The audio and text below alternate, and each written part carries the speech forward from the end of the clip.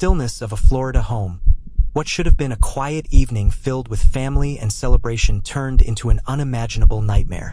What began as a minor disagreement over a football game spiraled into a tragic chain of events, leaving lives shattered and a community reeling. A mother, a daughter, and the man who once held the title of husband and stepfather, each caught in the destructive grip of anger, addiction, and violence. This is a story not just of loss, but of a broken family and a haunting reminder of how quickly a moment of anger can erase a lifetime of love. As we delve into this tragedy, we are forced to confront the dark side of human emotions and the catastrophic impact of unresolved issues left unchecked. The tragic events unfolded in a quiet Florida neighborhood, sending shockwaves through the local community.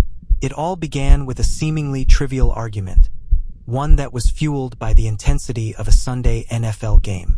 What began as a disagreement quickly escalated into a horrific act of violence that would alter the lives of two families forever. According to authorities, the man, whose name has not been released pending further investigation, had been watching the game at home with his wife and stepdaughter. Tensions reportedly rose as the conversation turned to the outcome of the game. What began as an exchange of opinions soon spiraled out of control, with words exchanged in anger. In a fit of rage, the man shot and killed his wife before turning the weapon on his stepdaughter, who, despite her injuries, managed to survive the horrific ordeal. With law enforcement closing in on the scene, he tragically took his own life, ending not only his own existence but also the lives of those he had once loved. The authorities are still piecing together the exact details of what led to this senseless tragedy, but one thing is clear: what started as a minor disagreement over a sports event became something far more devastating. The community is left grappling with the aftermath of the violence, as they try to make sense of how an argument over a football game could end so catastrophically.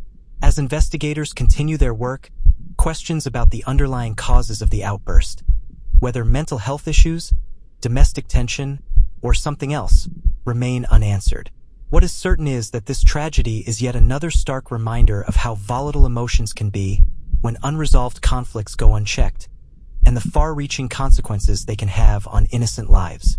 The chilling events that unfolded in the early hours of December 22nd began as a simple request, one that would ultimately cost 2 lives and leave a family shattered.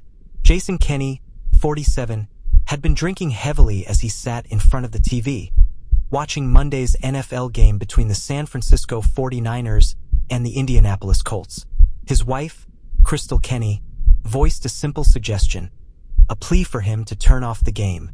What should have been a minor exchange between spouses quickly escalated into a deadly confrontation. According to Polk County Sheriff Grady Judd, the disagreement spiraled out of control, with Jason Kenney growing enraged at his wife's suggestion. The tension built, fueled by alcohol and frustration, until it erupted into violence. In a desperate attempt to de-escalate the situation, Crystal Kenney turned to her 12-year-old son for help, instructing him to call 911. But before law enforcement could respond, the violence had already claimed its first victim. Jason Kenney shot and killed his wife, leaving her lifeless on the floor. In the immediate aftermath, he fled the scene, and hours later, he took his own life, unable to face the devastation he had caused.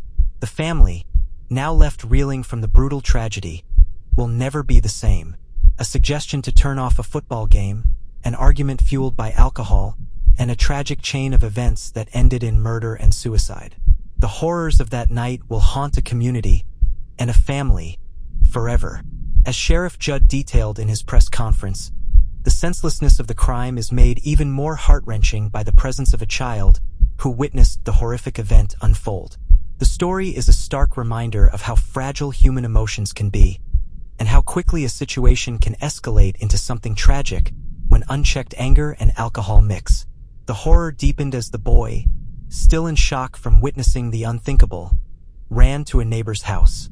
His frantic footsteps echoed through the quiet neighborhood as he sought refuge and safety from the violence that had erupted in his own home. The sound of gunshots had pierced the air, and in the chaos, the young boy knew something terrible had happened. As he knocked desperately on his neighbor's door, his mind raced with the terror of what he had just seen. Within minutes, responding deputies arrived at the scene. They were met with an unspeakable tragedy. Crystal Kenny lay dead, the victim of a senseless act of violence by her husband, Jason. But the nightmare did not end there. In the same house, they found a 13-year-old girl, severely injured with gunshot wounds to her shoulder and face. Miraculously, she was still alive, though gravely hurt, her injuries a harrowing reminder of the brutality of the situation. As deputies worked to secure the scene and tend to the injured, it became painfully clear that this was no ordinary family dispute gone wrong. The boys' quick thinking and desperate run for help had, in some way, saved the young girl's life.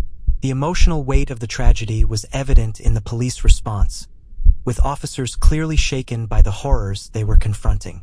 For the surviving family members, the trauma would last a lifetime. A mother lost, a child wounded, and a home forever changed by the violence that had unfolded in a moment of anger. As investigators pieced together the details, the question remained: how could a situation, sparked by a seemingly harmless disagreement, spiral into such devastation? The echoes of that night would reverberate through the family, the community, and the hearts of those who knew them. In the wake of the devastation, the 13-year-old girl, though physically recovering in the hospital, is left with emotional scars that will last a lifetime. As authorities spoke with her, Sheriff Grady Judd shared a heart-wrenching detail of her account. She said, "I begged him, 'Don't shoot me, don't shoot me, don't shoot me,' and he shot me anyway." The words, simple yet haunting, reveal the desperation in her voice as she pleaded for her life, a plea that fell on deaf ears. The brutal nature of the crime is underscored by this chilling testimony. A young girl, terrified and helpless, faced the cold, unrelenting force of violence in its rawest form. She had begged, but the man she trusted, the man she had likely looked to for protection, turned on her, inflicting the kind of trauma that no child should ever experience. Her survival, while a blessing, does little to erase the horror she endured. As she recovers physically, the emotional toll of that night will be a battle in its own right. For the family, the loss of Crystal Kenny is compounded by the traumatic injury to the girl, whose life has been irrevocably changed in a moment of rage. In the aftermath, the community is left grappling not only with the senselessness of the violence, but also with the haunting image of a child whose last moments with her stepfather were marked by fear and terror. What should have been a safe, loving home turned into a scene of horror, a tragedy that will reverberate far beyond the walls of their home.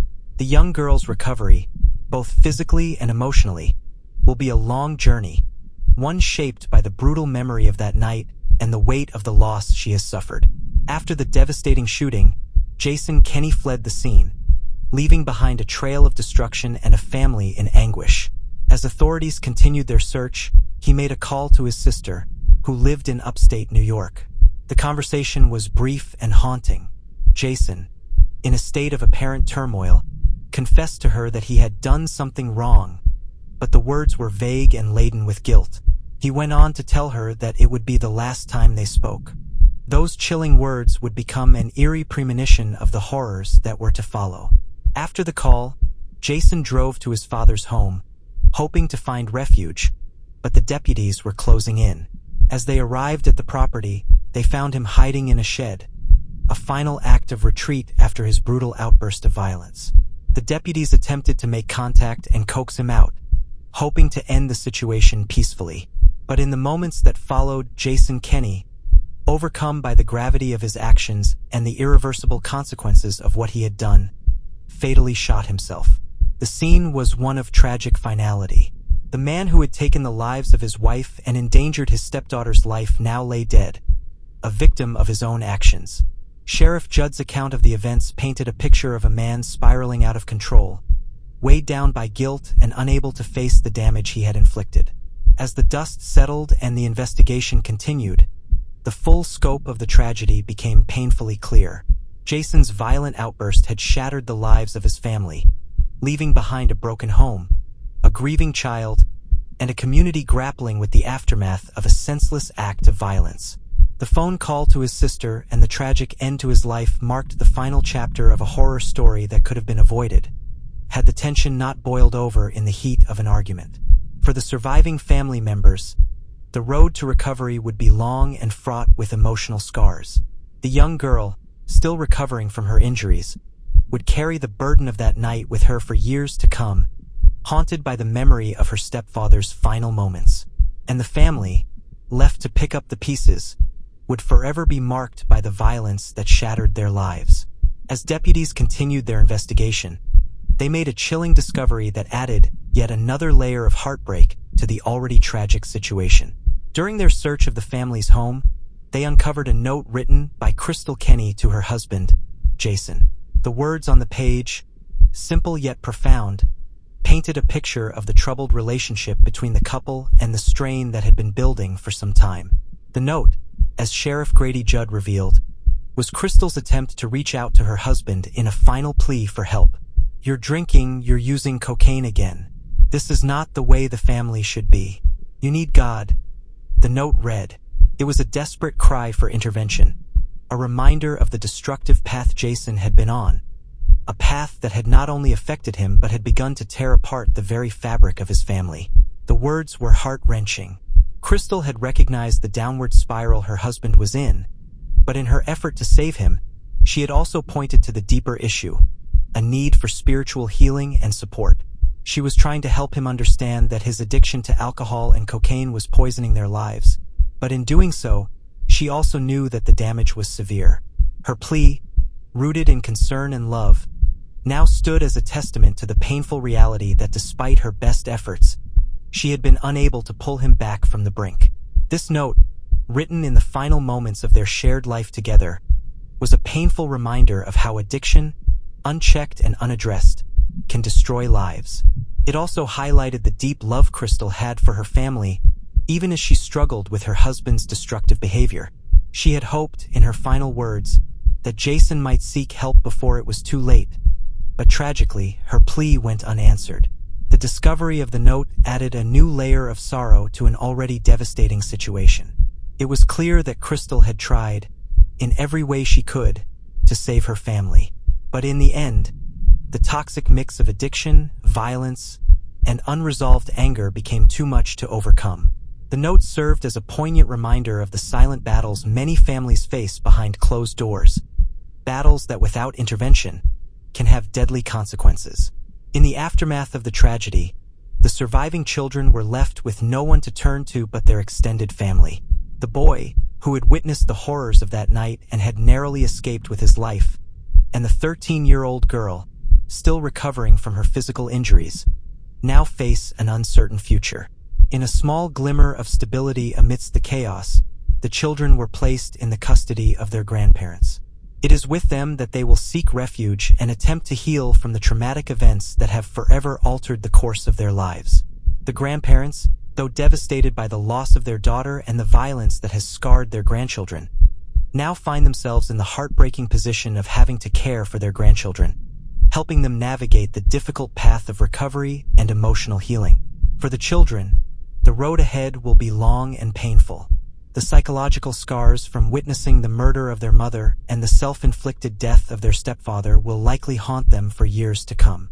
Yet, in the warmth and care of their grandparents, there is hope that they will find the strength to rebuild their lives and slowly learn to live again, despite the heavy burden they now carry. While the community rallies to support them and the legal system works to ensure their safety, the children's future remains fragile, shaped by the trauma they've endured. For now, they will be surrounded by family, who will do their best to shield them from further harm and provide a sense of normalcy in the wake of the devastation. But the emotional wounds, deep and raw, will take time to heal, if they ever truly can. Sheriff Grady Judd's words captured the heart-wrenching reality of the tragedy that had unfolded. The entire family was destroyed. It wasn't just the loss of 2 lives, but the complete shattering of the very fabric of a family that had once celebrated life together. His statement spoke to the emotional devastation experienced by law enforcement officers, who, upon entering the home, were confronted with a striking image that seemed to contrast sharply with the horrific violence that had just transpired. Inside the house, detectives were met with a poignant sight: a beautifully decorated Christmas tree, its branches adorned with twinkling lights and colorful ornaments, and beneath it, piles of carefully wrapped presents, meant to bring joy to a family during the holiday season. It was a haunting reminder of what could have been a moment of festive warmth and togetherness, now overshadowed by violence and loss.